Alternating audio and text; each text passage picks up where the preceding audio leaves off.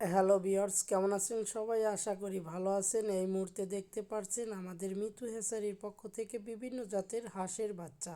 আমাদের কাছে পাবেন রাজহাঁসের বাচ্চা, চীনা হাঁসের বাচ্চা, বেইজিং হাঁসের বাচ্চা সহ পিকিং স্টার হাঁসের বাচ্চা, যেটি ইতিমধ্যে দেশে সাড়া ফেলেছে। 40 দিনে 3 থেকে 3.5 কেজি ওজন হয়ে থাকে।